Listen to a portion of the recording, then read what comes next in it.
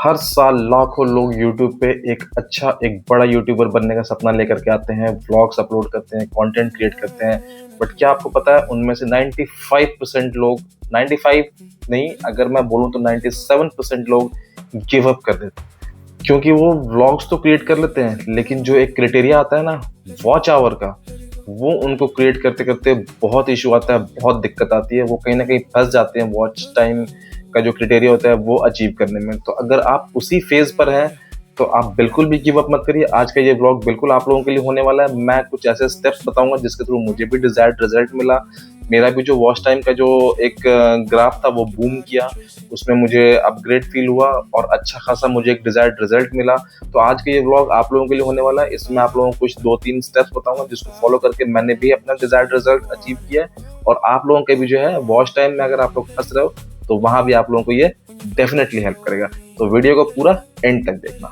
YouTube तो हर कोई start कर लेता है, लेकिन यूट्यूब स्टार्ट करना कोई बहुत बड़ी बात तो है नहीं। हर कोई स्टार्ट कर भी लेगा, उसको आगे कंटिन्यू भी करता है, कंसिस्टेंसी मेंटेन रखता है। बट बीच में दिक्कत कहाँ आती है? चैनल को मोनेटाइज करने में। यूट्यूब का जो सबसे पहले क्राइटेरिया जो अभी तक चलता चला आ रहा है वो ये है कि 1000 subscriber plus 4000 watch hours, qualified watch hours. ये अभी तक का है अगर आप लॉन्ग वीडियोस पे काम करते हो तो। चूंकि मैं लॉन्ग वीडियोस पे काम करता हूँ तो इसलिए मैं लॉन्ग वीडियोस के बारे में ही मैं आप लोगों को बताऊंगा। बट फ्रॉम 2027 1 फरवरी से ये जो क्राइटेरिया ये चेंज होने वाला है। एक बहुत बड़ा इसमें अपडेट आने वाला है और वो ये है कि अभी जो आप लोगों को 4000 घंटे आप लोगों को वॉच टाइम देने पड़ते थे चैनल को मोनेटाइज करने के लिए, वो आगे जाकर के हो जाएगा सीधा 8000 घंटा। बाकी सब्सक्राइबर का जो काउंट है वो एज इट इज सेम रहेगा 1000, और लेकिन जो वॉच टाइम जो रहेगा आपका क्वालिफाइड वॉच टाइम वो हो जाएगा 4000 घंटा से सीधा 8000। कई सारे लोगों ने मुझसे ये मैसेज किया था इंस्टा पर भी और यूट्यूब पर भी मुझे कमेंट्स आए थे, क्या फराज भाई हम लोग यूट्यूब चैनल स्टार्ट कर सकते हैं? क्योंकि जो यूट्यूब ने जो अपना नया जो क्राइटेरिया लॉन्च किया है 8000 वॉच टाइम का, क्या ये अचीवेबल है? क्या हम अचीव कर सकते हैं? तो येस, डेफिनेटली बिल्कुल आप इसको अचीव कर सकते हो। क्योंकि पिछले 1 साल से जो है मैं यूट्यूब पर मैं काम कर रहा हूँ और कई सारे मैंने एक्सपेरिमेंट्स भी किए, कई सारे नए नए स्टेप्स भी मैंने जो है लिए चेक करने के लिए कि कौन सा वाला काम करता है, कौन सा वाला नहीं काम करता है। तो कुछ में तो मुझे रिजल्ट्स बिल्कुल भी नहीं मिला एंड सीरियसली बताऊं तो पिछले 10 महीने मैं बिल्कुल फेल हुआ हूँ। मतलब उतने ज़्यादा व्यूज़ और वॉच टाइम मुझे नहीं मिला था बिल्कुल भी। तो लेकिन फिर भी जो है मैं आगे कंटिन्यू करता गया और मुझे सीरियसली बताऊं तो मुझे पिछले 2 महीने में जो रिजल्ट्स मिले हैं और जो व्यूज़ मिले हैं, जो वॉच टाइम मुझे मिला है वो रियली अप्रिशिएटेबल है। मैं रियली उस चीज़ से मैं इम्प्रेस हूँ वो दोनों स्टेप से। तो आज मैं आप लोगों को मैं फाइनली अपने वो स्टेप्स बताऊंगा जिसके थ्रू आप लोग भी अपने चैनल को के व्यूज़ को जो है वो बढ़ा सकते हो, अपने चैनल के वॉच टाइम को बढ़ा सकते हो। अगर आपका वॉच टाइम नहीं अचीव हो पा रहा तो आप वो फरवरी से पहले ही आप अचीव कर सकते हो। तो वीडियो को पूरा एंड तक देखना। वीडियो अच्छा लगे तो लाइक कर देना, चैनल को सब्सक्राइब जरूर करके जाना। तो चलो अपने वीडियो को स्टार्ट करते हैं। तो चलो स्टेप नंबर 1, सबसे पहला यूट्यूब चैनल तो आई होप आपने क्रिएट कर लिया होगा, क्योंकि आपको यूट्यूब पे ही वीडियोस डालनी है। तो आपके पास सबसे पहले एक यूट्यूब चैनल होना चाहिए। आपके पास अगर कोई पहले से क्रिएटेड चैनल है तो आप उस पर भी काम कर सकते हो। अगर आप फ्रेश न्यू बना लो तो वो और ज़्यादा अच्छा है। ठीक है, तो सबसे पहले create a fresh new YouTube channel. ठीक है। सेकेंड वन, नीश। हमें सबसे पहले अपना नीश जो है वो डिसाइड करना है कि हमें किस नीश पे जो है हमें काम करना है, किस नीश पर जो है हमें वीडियोस डालनी है। इससे क्या हो जाएगा, आपका जो विजन होगा आपके माइंड में एक क्लियर एक पिक्चर छप जाएगी कि हाँ हमें इस व्यू में ही काम करना है, हमें इस पर्टिकुलर नीश पे ही काम करना है। जिससे क्या होगा कि यूट्यूब को भी जो है वो दिक्कत नहीं आएगी, उसके एल्गोरिदम को भी दिक्कत नहीं आएगी। आपके जो वीडियोस होंगे उसको आगे रिकमेंड करने में। अगर आप डिफरेंट नीश पे एक ही चैनल से आप अगर वीडियोस क्रिएट करोगे तो कहीं ना कहीं यूट्यूब भी जो है आगे जाके कंफ्यूज हो जाता है कि मैं इस नीश को दिखाऊं, इस नीश को दिखाऊं या फिर यहाँ दिखाऊं।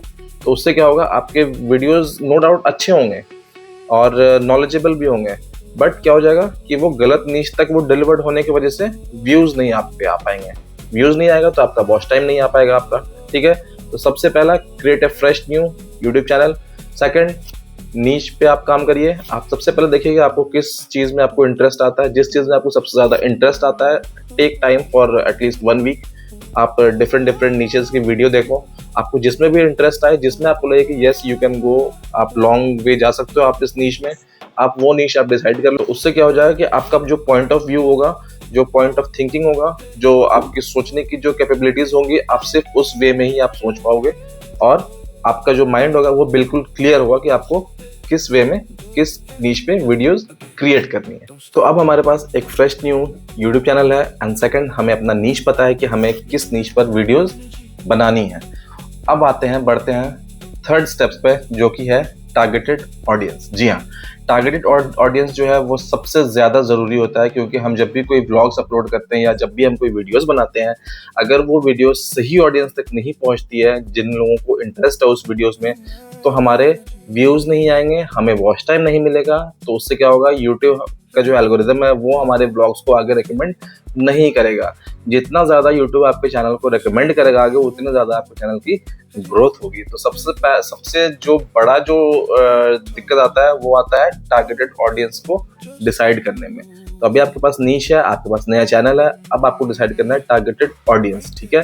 और वो आप कैसे करोगे, आप सबसे पहले देखोगे कि आप किस सेक्टर में, किस चीज़ पर, किस पॉइंट पे आप वीडियो शूट कर रहे हो। सपोज दैट मेरा जो नीश था, एक सेकंड मैं दिखाता हूँ आप लोगों को। मेरा जो नीश था वो था मोटो व्लॉगिंग।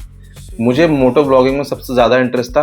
अब एक मिनट दो, मैं इसको थोड़ा साइड कर दूँ। तो मुझे सबसे ज़्यादा इंटरेस्ट मोटो व्लॉगिंग में था, क्योंकि मुझे एक तो चलो ट्रैवलिंग भी मुझे पसंद था और दूसरा बाइकिंग का शौक तो शुरू से ही था, ठीक है। तो इसलिए मैंने मोटो व्लॉगिंग को चूज़ करा।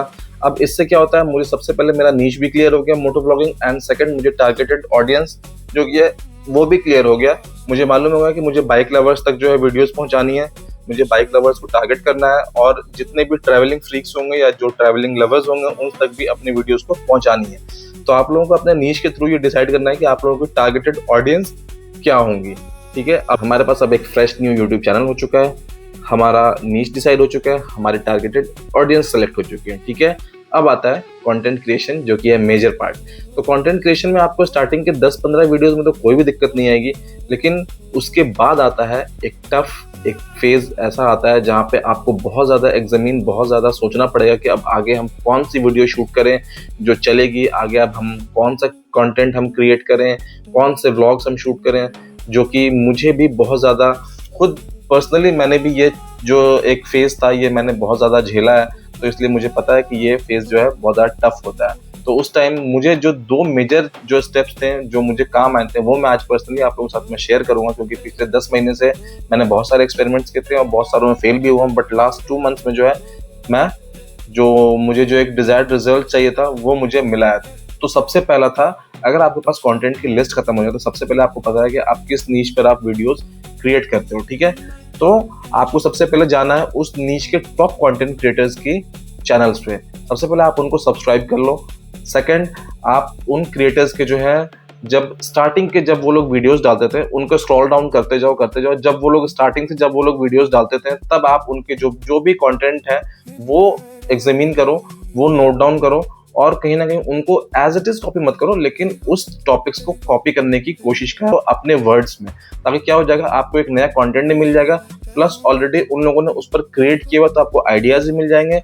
और कहीं ना कहीं वो लोग एक अच्छा कंटेंट क्रिएट कर रहे हैं, एक मतलब चैनल उनका सेटल डाउन है यूट्यूब पे, तो कहीं ना कहीं आपको भी उस टॉपिक से व्यूज मिल जाएंगे, ठीक है। तो अगर आपको कंटेंट क्रिएट करने में दिक्कत आ रही है तो आपके जो भी नीच क्रिएटर्स होंगे, जो भी सबसे ज़्यादा अच्छा परफॉर्म कर रहे होंगे यूट्यूब पे, उनसे जाकर के आप कंटेंट की लिस्ट ले सकते हो। उनके चैनल को स्क्रॉल डाउन कर लो और जाकर के जो भी उनका स्टार्टिंग का जो भी कंटेंट होगा वो आप नोट डाउन करके आप उसके ऊपर अपने वर्ड्स में वीडियो क्रिएट कर सकते हो, ठीक है। तो अब हमारा यूट्यूब चैनल भी क्रिएट हो गया, हमारी नीश भी डिसाइड हो गई, हमारी टारगेटेड ऑडियंस भी हमें मिल गया, एंड कंटेंट क्रिएशन की लिस्ट अगर खत्म हो गई है तो हम कंटेंट क्रिएशन की लिस्ट कैसे एक्सपेंड करेंगे वो भी मैंने आप लोगों को बता दिया।